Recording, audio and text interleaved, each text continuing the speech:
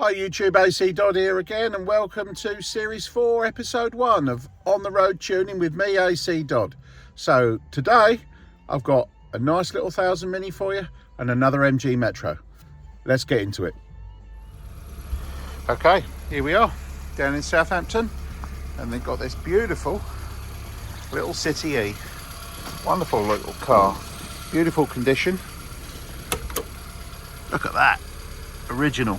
Lovely. Has got some Cooper steel wheels on it, but I quite like that. And then under the bonnet we have a completely standard 998 A plus engine. So let's go and speak to the owner and see why he's called us down. Okay, so this is Tom. Tom's the owner of this gorgeous City E that we've just had a quick look at. So why have you called us down today, Tom? So I've had the car 6 years. It drives okay, but I struggle to find a good garage that know what they're doing, that don't want to just plug in. Stumbled across you on YouTube, and I think it's time to get some confidence and to see if she is running good or see what improvements she can make. Excellent. Okay, I've noticed it's a little bit fluffy. I know it's still warming up, but I also noticed there's a lot of original features on there, like Ducelia ignition and things like that. So I think one of the first things we need to do is have a look and see what you really want out of today, and we'll go from there. Yeah. So let's dig in. Brilliant. Thank you. Okay, so getting into this one, we quickly find it's got a Ducelia distributor. I haven't got any problem with Ducelia distributors, and this particular one, the advance curve's not too bad actually, so at least it's working fine, the vacuum's working fine. However, the owner did ask me about electronic conversion because he didn't necessarily want to be bothered with continuous adjustment of points and timing going out and all the rest of it when you use the car. So this particular car hasn't got, because it's on the changeover, it's an 82, so it's got the old 12 volt ignition system, so it's got a 3 ohm coil together with a 12 volt feed. So what we're going to do is we're going to fit a 59D, one of my ACDodd recurved high power dizzies. We're also going to change the coil for a 0.8 ohm Viper dryer unit. The leads are originals, and I've only measured one of them on the resistance, and it came up at 5k, which fun enough is not too bad. However, the problem with these is it's the insulation and the age. Now if we're going to run a much higher voltage system, ignition system, we need to change the leads as well. So we're going to put a new set of Power Spark black leads on it to match, and the spark plugs, these are all black as well. And now you might first think, oh, that's running rich. Well, it probably is running a bit rich, but the issue we've really got is it's the wrong heat range. So that's a spark plug for a 1275 engine, and it's in a 998 low compression motor. So what we're going to do is change these for a set of BP5s. You'll also notice that if we carefully zoom in, you can see the gaps are huge. So although this had a 3 ohm coil, it was actually running more like 35, maybe 40 thou plug gap. So really that should have been run 25 thou. So the owner also said to me it sometimes doesn't start first time. Well, the reason for it doesn't start first time is because we've got old leads and we've got spark plugs which are not burning the carbon off, and we've also got gaps that are too large. So what we're going to do is change the ignition system for a recurved high power ACDodd unit. We're also going to change the leads, plugs and all the rest of it to match, and then we'll start to work on the carburetor. One of the other things that can help when you're doing a tune-up is to find out what spec the engine is. So what I sometimes use is my endoscope. So I'll just put that in there, and if we have a look at the screen, we can easily see what pistons feed, and in this case I can confirm that it is a flat top piston. So this is a higher compression engine, which is helps me understand what timing settings etc I need to be using. Okay, so what we now have fitted, got the high power VCE 0.8 ohm coil. We've also got the Power Spark high energy ignition distributor recurved by myself. We've also got a nice new set of leads and a set of BP5 spark plugs. So let's crank this over and get this carburetor dialed in. So moving on to the carburation, we see that The top's off the HS4. The carburetor is actually working very well. The only problem with it is it's way out of calibration. So even though this is all a standard engine, that's basically giving about 1.6 lambda at 5,000 revs, which is horrendously lean. So it's lean at 2,000, it just gets leaner all the way up the rev range. And this is one of those examples where you've got a standard car with all standard parts, including a standard air filter and a standard needle, and it's anything but anywhere near correct. So this one's going to be massively transformed once we get the fueling right. So to that end, I've fitted an AAF needle, which has corrected the fueling somewhat, but I've also got to do some small adjustments to it. So we'll go over to the needle lathe now, give that a tweak, and then this should be ready for a test drive. Okay, I just want to add a little bit in there. Now this is a classic example of a completely standard specification engine with all standard parts. So there's no modified bits about it whatsoever. Yet this was very, very lean. So you know, 1.6 lambda is just, there's no fuel going in that engine. And this is the whole point I'm trying to get over to people, is just because it's standard doesn't mean that it's actually fueling right. And there's many reasons for that. And that's usually down to tolerances. Obviously the fuel's changed, etc, etc. So I see this commonly, that the fueling varies massively on standard cars. And this was a great example of, yes, it's standard, but it's running terribly. And obviously it will benefit massively from having its fueling corrected to get the best out of the engine. Okay, so we're over at needle lathe. This is an AF needle. I've just had to take a little bit of fueling, add a little bit of fueling at 5,000 revs and a little bit on progression. So we'll pop it back in now and see how it runs. As I do with other cars, the owner's also given me permission to drill the airbox, so I've ventilated that one so we make the best of what's there. So we've got this one all buttoned up. Just to summarise, high power ignition system all through. Change the spark plugs to some BP5 ES plugs and all GATs.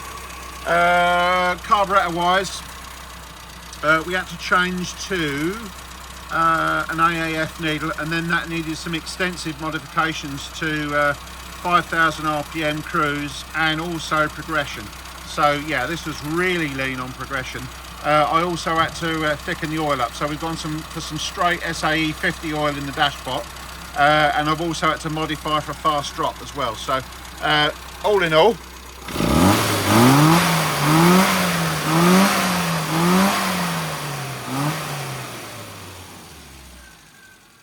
she's ready for a test drive. Okay, you also heard me talking about the oil there in the dashpot. So in this particular case, it was one of these applications where even though I'd richened the needle up, it was going very lean when you throttled it. So I had to put very thick oil. So I used SAE straight 50 weight in there to actually get the fueling anywhere near rich enough when you open the throttle.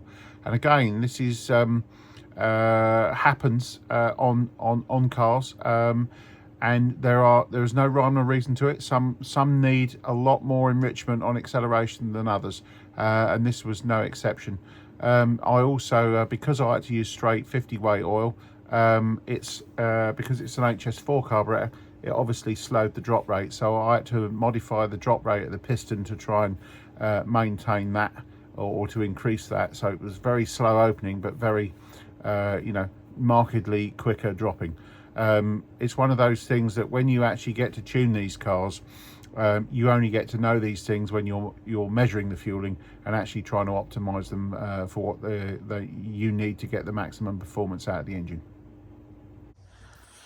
Okay, so Tom's been out in his car now. We've finished with the tune. So what do you think now then, Tom? So I said it was running okay earlier. Not at all. It's outstanding. The difference is fantastic. From the turn of the key to pulling out from the lights, incredible difference. That's excellent. Yeah. So in terms of how it drives, no flat spots? No flat spots, no problems. More power? Far more power. Probably the best it's ever run. Excellent. Brilliant. Wonderful. So I think you were quite surprised at the transformation, yeah? Yeah, that was at the beginning, thinking, yeah, run okay, good to get some confidence, get someone that knows what they're doing, looking at it. But to see what you found and how you've sorted it out to what it is now, I'm astounded. Excellent. Oh well, that's really good. So I appreciate that. Would you recommend this to anybody else? Oh, absolutely recommend it. Even if you think it's driving okay and you've had people look at it, I think you'll turn it around. Excellent. Turn it around, yeah. All right. Well, thank you very much, and I appreciate you calling me down. Brilliant. Thank you. Okay, second car. This one, a nice Mk2 MG Metro. So, nice original looking car. Wonderful. It's got 80,000 miles on. But I think it's had some engine work in the past, so let's have a look under the bonnet.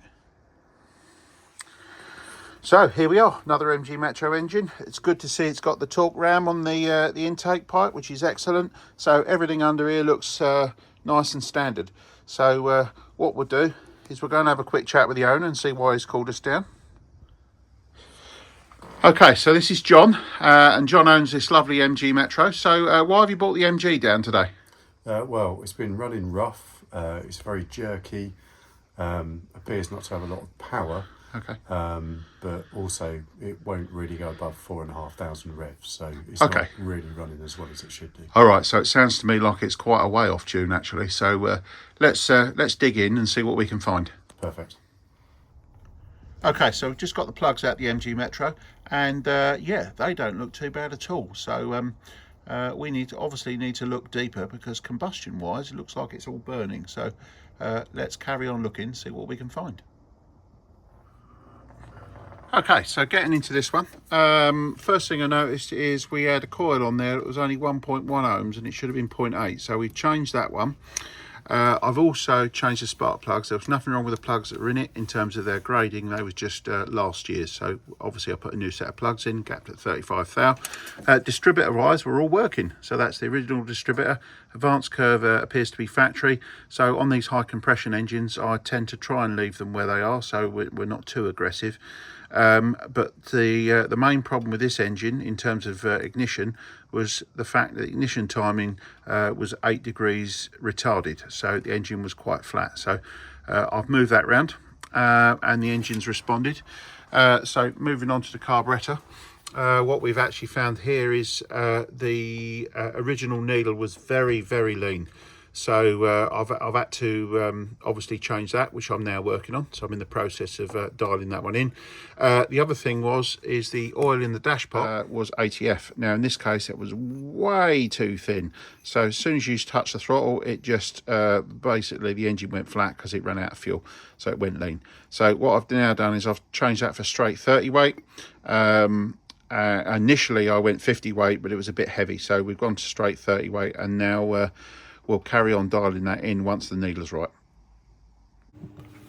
Okay, just to add a little bit of information in there. Now, clearly you've just seen me change the oil before I've actually done the needle, and the reason for that is to make the engine respond easier during tuning, because it was literally, when you open the throttle, it was going flat, and that was because it was going so lean. So I've put thicker oil in there to bring on more fuel to enable me to you know, rev and operate the engine properly for the tuning purposes. And interestingly, as we will see as we go on through the video, I will also change the oil again. Okay, got the engine all buttoned up, back together again. As it turns out, carburetor's a little bit worn, so I ran out of adjustment on the mixture screw, and it wouldn't, the jet wouldn't come up far enough. So I had to do a little bit of jiggery pokery with the needle, because the carb itself, once you could baseline it, was actually holding the fuel in quite well. So I've advised the customer in this case maybe a carburetor in the future, but certainly not today. In terms of fueling, we went for some 10 weight oil, SAE 10 in the dashpot, so very thin. And we had to go with a BBA needle with some extensive modifications, because this one was running really lean. Anyway, we got there, so this actually sounds quite aggressive, so we're going to send the owner out in it now and see what he thinks. And this was another car that standard engine, but with the standard factory needle, a BFY, it was very lean across the rev range, so I had to change that to a BBA needle, and then I had to do some extensive modifications to that needle to be able to bring on enough fueling, you know, pretty much from 3000 RPM all the way up. The other thing I had an issue with this is I also had the harmonic vibration issue, which causes a lean out at typically around 4500 RPM. So some of the tuners that I train will know what I'm talking about, but interestingly that lean out disappeared when I put the air filter back on, purely because it stopped the vibration happening, changes the natural frequency of the carburetor. So yeah, very interesting, that one. The other thing is, because I'd done the needle and I already mentioned about changing the oil, once I'd richened the needle up, it went too rich on acceleration. So in this one I had to go back to a thin oil, so I put a straight 10 weight oil in there, and then I had to modify the damper as well, because the 10 weight oil was now too thick. So even with very light oil, this was putting too much fuel in, so I had to adjust the damper to make it rise even quicker. But the net result of this one was the engine spooled up very quickly when you stamped on the throttle, and obviously made it accelerate very well in the lower gears, as we'll see, because the owner was very happy with the results. Okay, so John's now been out in his MG Metro. Let's ask him, see what it's like. I can't believe it. It's almost like night and day. It's totally got fire in its belly. It's a completely different car. I mean, everybody wants to do this. It's amazing. Excellent. Okay, so clearly it's a lot better than it was. More power? More power, smooth delivery. It just feels like it's not going to stop. Wonderful. No flat spots? No flat spots. Excellent. Idle better? Oh, amazing.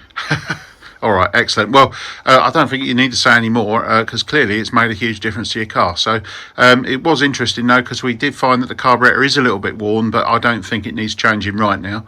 But I'm sure you'll let me know if it fails its MOT, which I believe is next week. So anyway, thank you very much for bringing it down, and I look forward to hearing from you in the future. Will do.